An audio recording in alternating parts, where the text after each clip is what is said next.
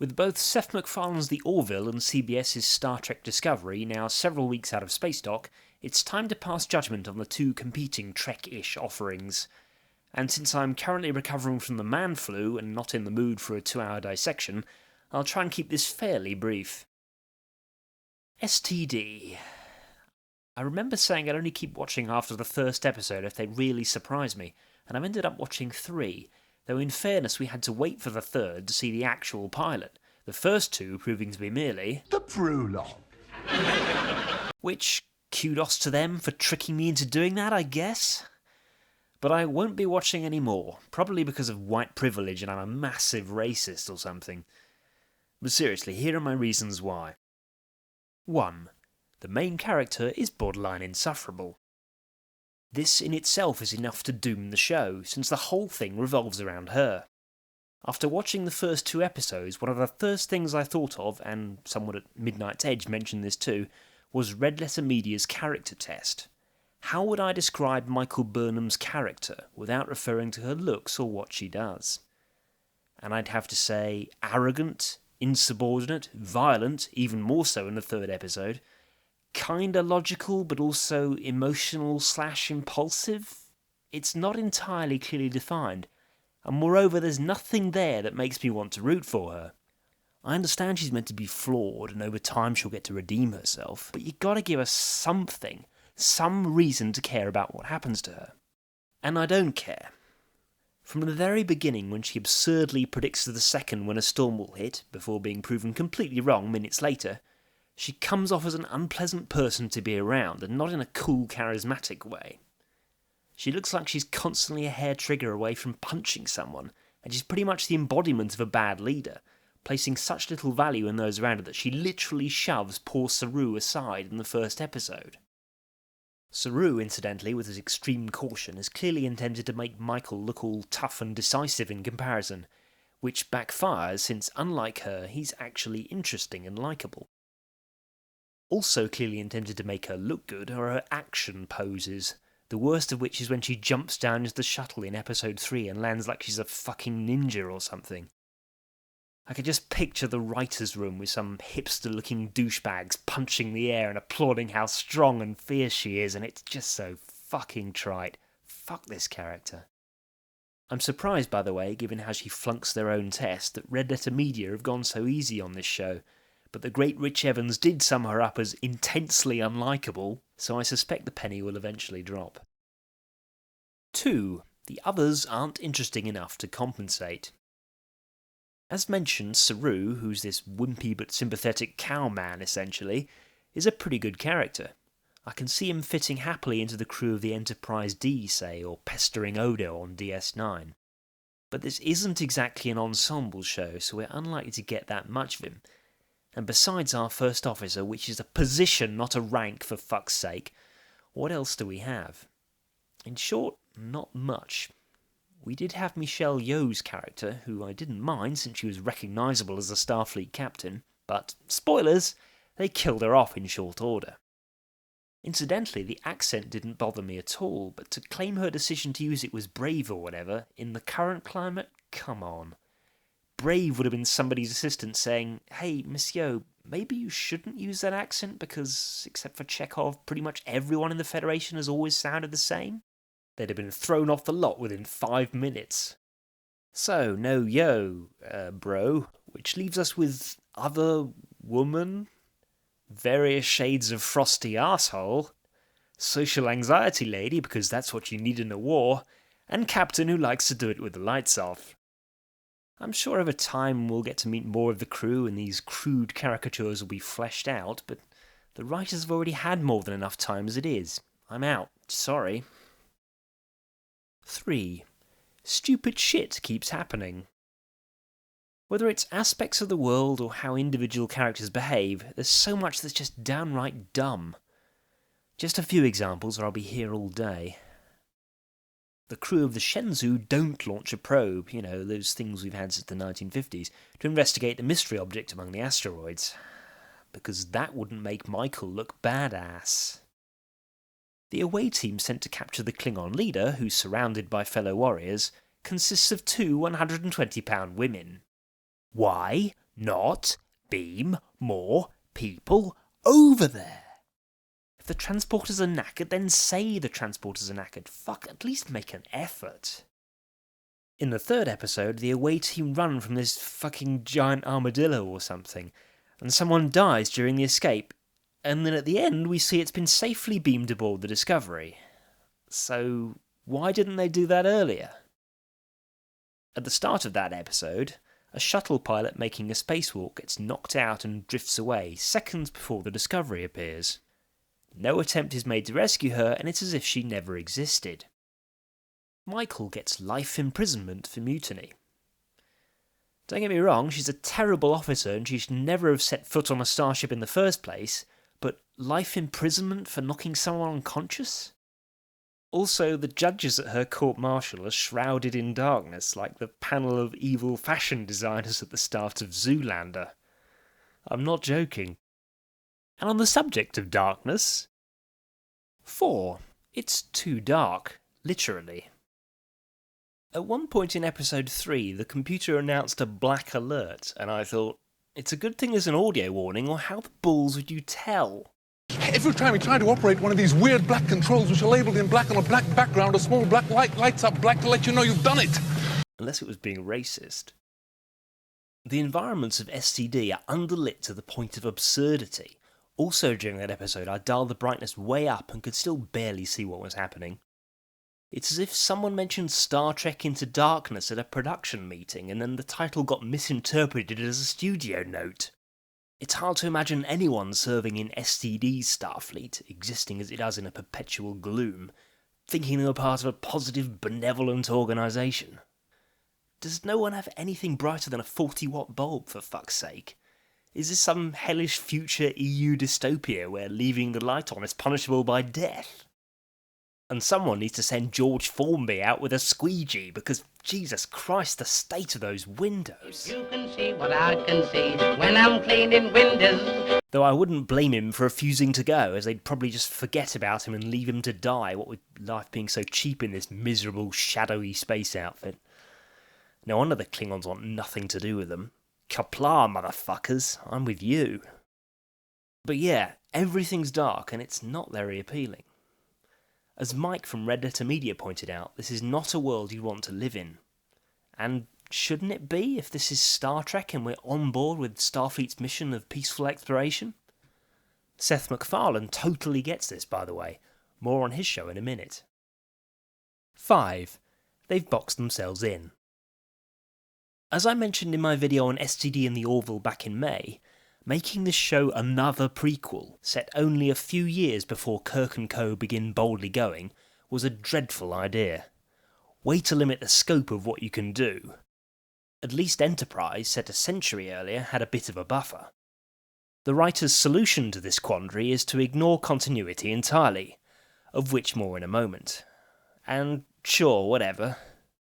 But there's another way in which they box themselves in, and this will prove much harder to dismiss with a limp-wristed hand wave. The whole war narrative / mood. STD is destined to be all grim all the time, and if you're being served the same meal at every sitting, it had damn well better be cordon bleu, not a munchie box full of sick. Reckon they could still mix it up? At the time of recording, the next episode is one called The Butcher's Knife Cares Not for the Lamb's Cry. I'm sure that'll turn out to be a light-hearted, whimsical romp. 6. The creators actively despise anyone who doesn't share their political views. Everyone knows that Hollywood is dominated by lefties, to the point where conservatives in the industry are forced to conceal their beliefs in order to keep getting work. Hooray for Tinseltown! But while they're happy to exclude them from the workplace, lefties can often still do politics on screen without alienating anyone to the right of Karl Marx. For example, I'm going to take a wild guess and say there weren't many Republicans among the creators of Futurama. Unless you're pretending, of course. Yet their version of Richard Nixon, a jowly, scheming, disembodied maniac, is a hoot to watch. Even Aaron Sorkin's The Newsroom, in which stand-ins for the writer defeat any straw man that stands in their way, was eminently watchable by dint of being so ridiculous. Worst news team ever. I like to imagine Sam Waterston's bow tie was constantly rotating and sounded like Zoidberg running away. But here we have a team of producers, writers and actors who have variously modelled their villains, whose goal is racial purity, after Trump supporters, described the post-Obama era as disgusting times and called those who disagree with their depiction of Trump supporters as violent racists, trolls and closeted humans, and stood, or rather knelt, in solidarity with a bunch of wealthy sports stars pushing the demonstrably false narrative that black people in America are systematically oppressed by Trump and all the other evil white men. And their extreme beliefs permeate the entire show, to its obvious detriment. With the exception of Jason Isaacs, who I guess gets a pass because he hates Republicans so much, white males and sort of white males are either weak or antagonistic or both. As soon as I saw the hologram of the white male admiral, and he dared to express annoyance at Commander Tough Girl barging in on a classified briefing, I knew he would be proven wrong and likely killed. Boring. His ship, by the way, this giant symbol of his wrongthink, is called the Europa. But I'm sure they didn't mean anything by that, right? Right? In contrast, Michael Burnham, the embodiment of everything the creators admire, is pumped up at the expense of everyone around her. I bet your heart rate wouldn't be so low if you were pointlessly risking your life, you fucking wuss. And the space magapeds aren't exactly nuanced, and no, throwing in a bit about Tukumquat accepting an outcast albino won't do it. They are 100% male, apparently some were women but you couldn't tell, 100% aggressive and 100% devoid of wit or emotional range or any motivation beyond Hulk smash, toxic masculinity and a ribbed space vest. They're like a clock with no mechanism inside, or a facade on a film set with nothing behind it, because the writers literally cannot comprehend how Trump voters, that is, half of America, might think or feel. This is not a show for me or anyone outside of the progressive cult, and it's clear we're not wanted. 7. The creators don't give a shit about Star Trek. Are you an SJW who's also a Star Trek fan? Then good news! You're not wanted either. To paraphrase Spock, it is easier to destroy than it is to create, and STD sets about destroying Star Trek like a member of ISIS in a museum with a sledgehammer. Star Trek offers a broadly optimistic vision of the future? Sledgehammer! Diversity is just there in the background because humanity's moved past all that divisive bullshit and not continually thrust in your face? Hammer time! Hammer time! Klingons have hair and regard dead bodies as empty shells? Knock knock, who's there? Hammer! Star Trek explores issues with subtlety and intelligence and shows the benefits of diplomacy over conflict? Fuck you, Grandpa! There are, chairs. Inject your legs with cortisone! Oh, and then there's the cool new tech in the show, the magic spores that can transport you instantly from one place to another, which render the whole concept of travelling on a starship redundant. Think it's about the journey and not the destination? Suck it up, you fucking nerd! And I could keep going, but really I think that's more than enough. Does STD have any redeeming features? Sure. Some of the acting's good. I'm sure Jason Isaacs will continue to make the best of whatever he's given from now on. It's not dull exactly, though with the one note problem I suspect that'll change. And it looks expensive? But yeah, this is a corpse bomb of a show which, despite the verdict of most professional critics, will thoroughly deserve its inevitable slide towards cancellation. Now, mercifully, let's move on to the Orville, which, conversely, most critics claim is terrible. As the Red Letter Media guys pointed out, it has a 20% score on Rotten Tomatoes. Of course, what they failed to mention is it has an audience score of 90%. Now, the masses can be wrong, but I don't think I've ever seen such a big discrepancy between the views of the critics and those of the general public. Obviously, hashtag not all critics, and we all like what we like, and it's not a science, but still I suspect that as a class, people who get paid to tell us what to watch are on their way to being regarded with as much affection as games journalists. And the masses are not wrong. The Orville is a good, entertaining show. It's not amazing, and if your TV watching time is limited or you're not that into Star Trek, you can safely give it a miss, but judging by what we've seen so far, it is good and it deserves to succeed. Let's get into the specifics. 1. It has interesting, increasingly well-defined characters. This is so important and the reason why the show has a chance of going the distance, so to speak. By the third episode of STD, thanks to a combination of bad writing and squandering 80-90 minutes on backstory that could have been revealed as the main narrative progressed, we have awful arrogant woman fucking front and centre, and little besides that. By episode 3 of the Orville, not only do we have a deep bench of interesting and likeable players, but we're really getting to know them as individuals. There's my favourite guy in the pilot episode, Gordon, the talented but often inappropriate, kinda stonerish helmsman. There's the focus of the second episode, Alara, who's super strong but inexperienced and a little unsure of herself.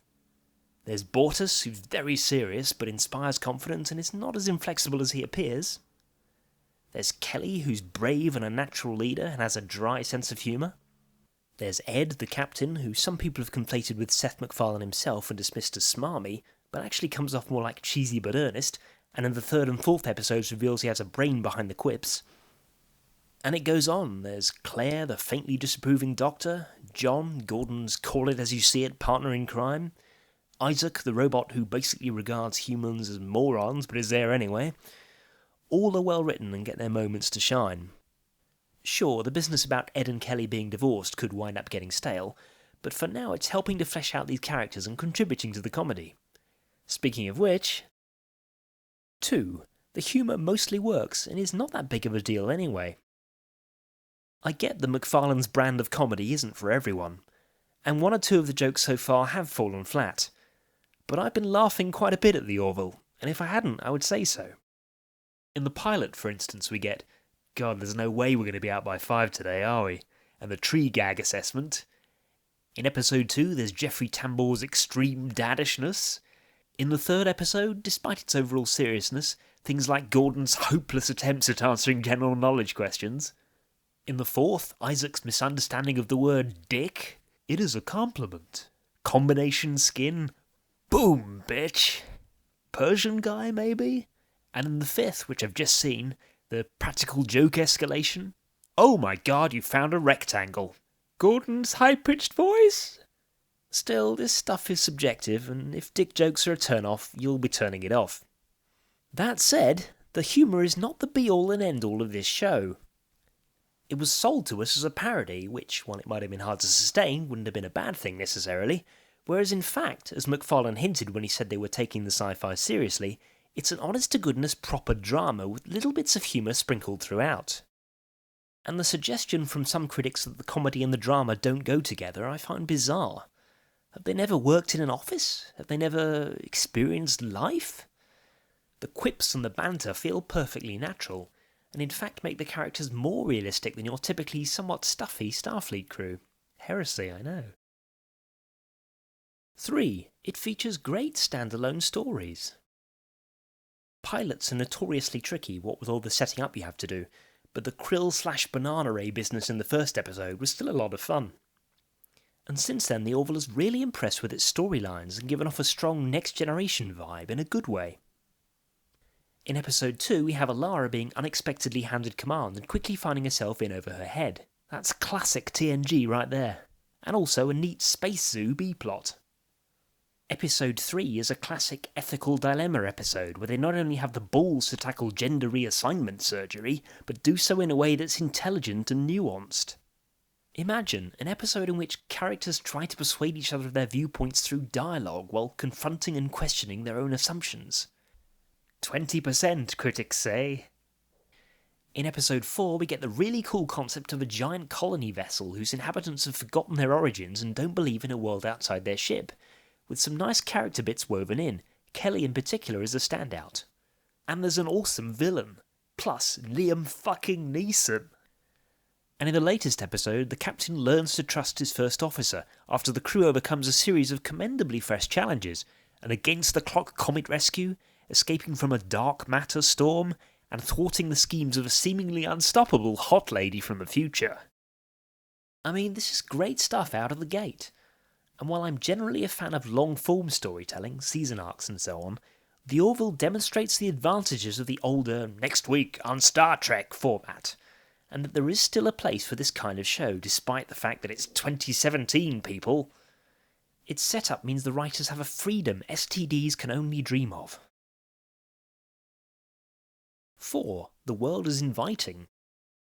As previously mentioned, MacFarlane understands the benefits of making the world of his show a place you want to spend time in, and in a Forbes interview he mentioned how they paid close attention to the production design, the lighting, sets, uniforms and so on, using the word inviting, and it is. Everything from the beige carpeting on the bridge to the basic warmth and, dare I say it, humanity that underlines the characters' interactions. Again, this is subjective, and there's nothing wrong with a dark tone and environment, even in the Trek milieu, but I'll take the Orville's knockoff TNG over STD's hollow corporate grittiness any day. 5. It's aimed at an intelligent audience who love classic Star Trek. Yes, a show with jokes about sex and urinating and so on can also be thoughtful, as we've already seen. And yes, this off-brand, irreverent sci-fi series is far from irreverent when it comes to the things that make Star Trek work. We've got a crew on a ship in a space navy who have to find creative solutions to problems and reconcile differing opinions while exploring the galaxy together. We have a disparate bunch of flawed but likeable individuals who, in spite of their diversity, share key values and a fundamental optimism. We have neat sci-fi concepts and engaging stories with character development and the discussion of ideas favoured over pew-pew. But we don't have a strong black female lead, so fuck all that, eh? Again, I could keep going. The music is excellent, for instance.